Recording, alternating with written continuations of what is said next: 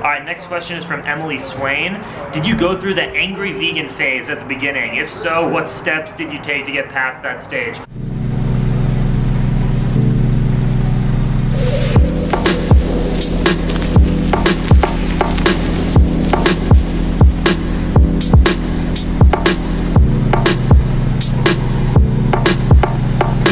Good morning, everybody. It's a nice brisk morning.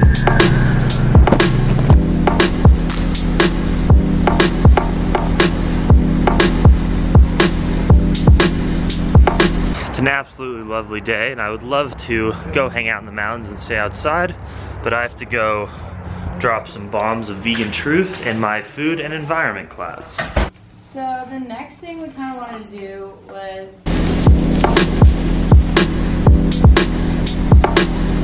Alright, just got out of another fun slash frustrating slash what other adjectives would you say? Disheartening at times. Yeah, very disheartening. But ultimately, I think good. Raising consciousness slowly. You gotta ease into things. But again, we're in our food and environment class, so we have very specific and I would say science-based opinions, where other people, I'd say, have been highly greenwashed by places like Whole Foods. But we're now going to get a little food. Oh my god! No, don't worry. They can't jump up.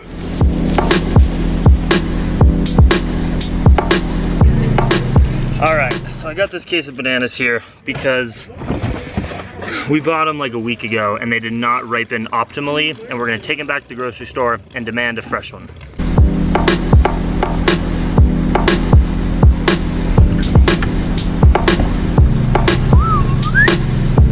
Just made it to Sprouts. I'm gonna leave the camera in the car because they don't like me filming in there, and we're trying to get a fresh new case of bananas because the other one wasn't good.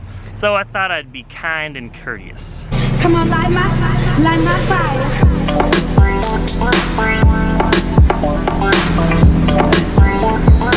Alright, successful fruit haul. They gave us the bananas, no questions asked. That's what you get for being a loyal customer. Let's see if this is gonna work. Can you see? Yeah, you can see. It's cool.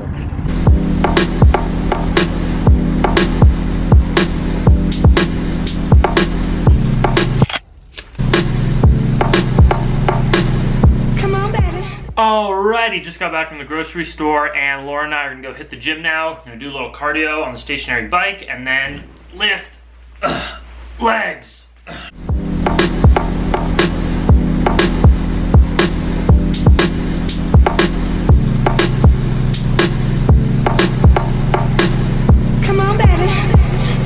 Have you is this gonna be your first lifting session with me?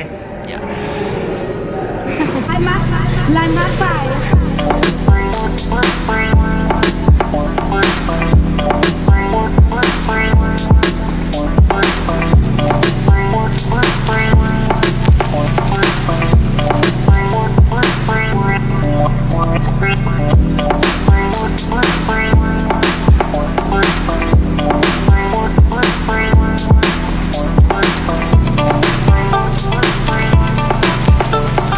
What was the difficulty level and pain? It was hard. It sucked. I don't like weightlifting.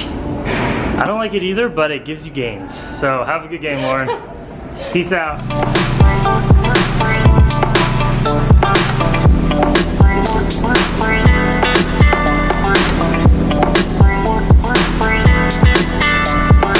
Of course, it was beautiful when I came to the gym, and now, oh my gosh, I just got a raindrop and it's literally drizzling. Darn it!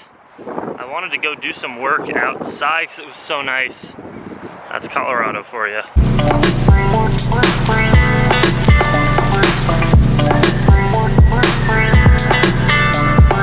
Spot on Instagram posts right here. Look at that.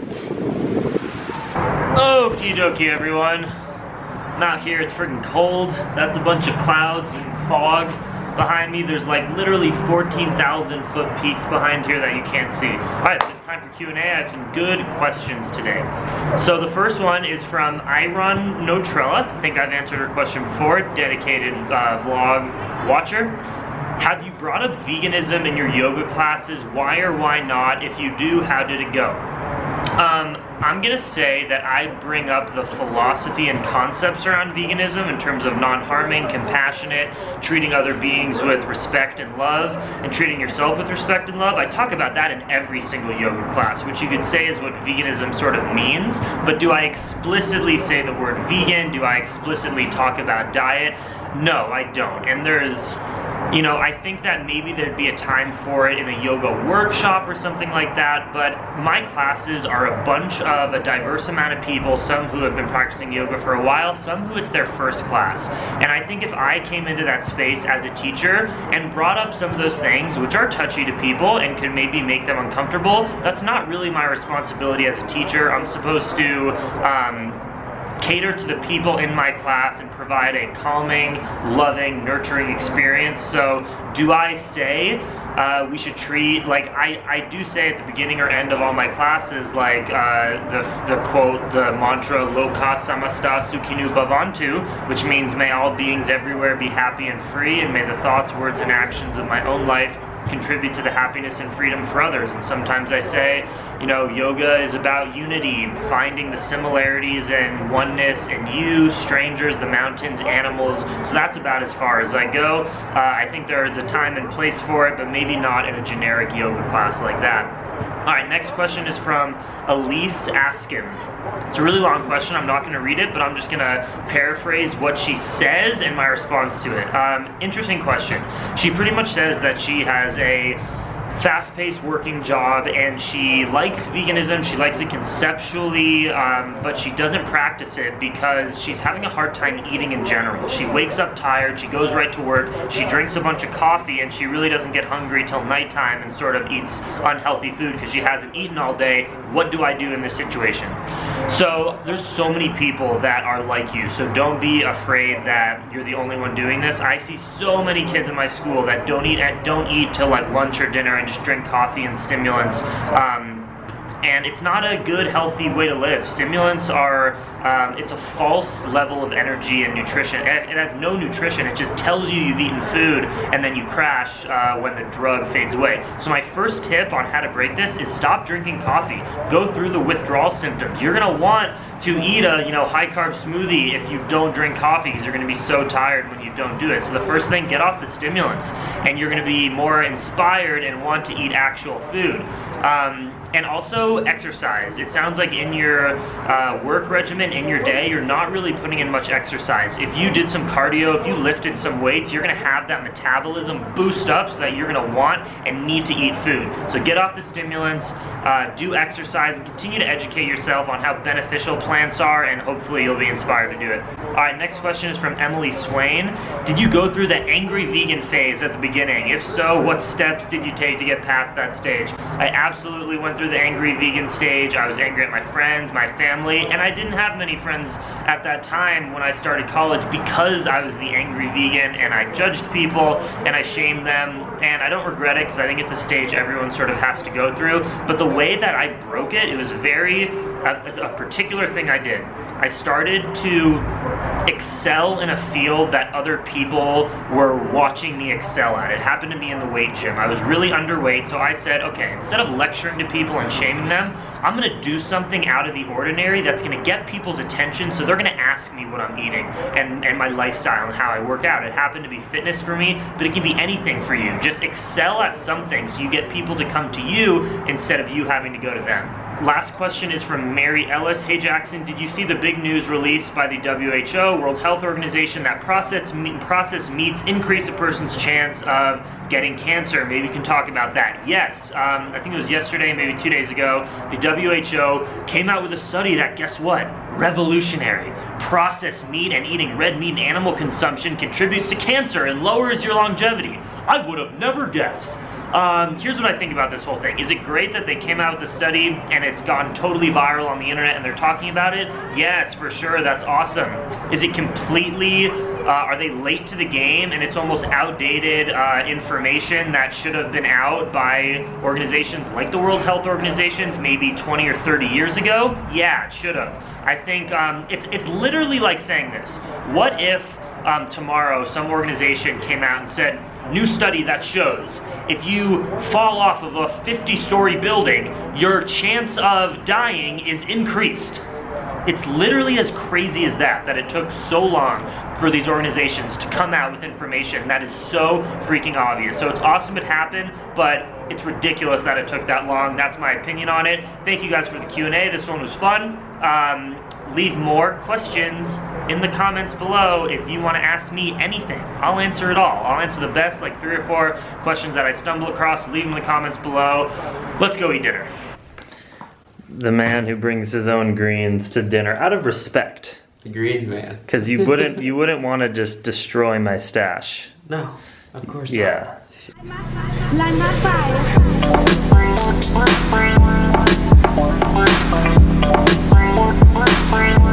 Alright, today was cold and cloudy, so we got a nice split pea and potato and curry powder soup. That is all that's in there. It's sort of like a super thick hearty soup.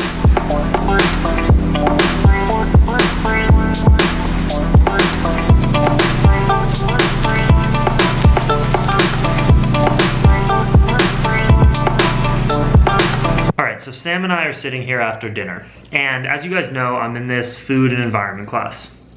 And obviously in a class like that, I'm a very vocal personality who has a lot of passion and a lot of information, because I've actually done the research for the last 3 years on this topic of food and sustainability.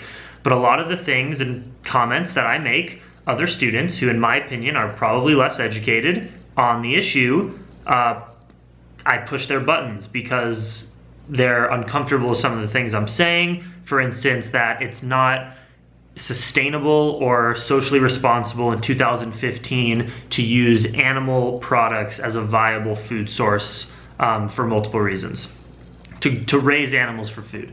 And so specifically, this one guy in my class, who's a super nice guy, kind of attacked me in a way and pretty much said that what I said was wrong, and that grass-fed animals are actually really good for the land and for the soil and really good for the environment. So here's what I'm doing when I should be editing, doing my homework.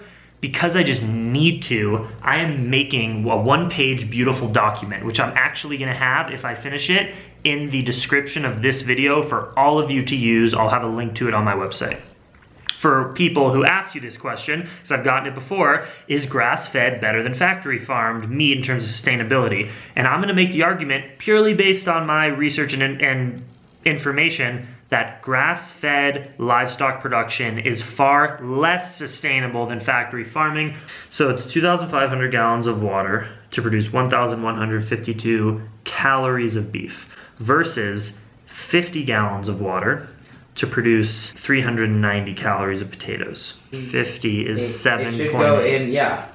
So that means 7.8 calories per gallon of water. Right. And you know what it is for animals? A half a calorie. Versus 7. See, that's unreal. That's insane. Yeah, that's unreal.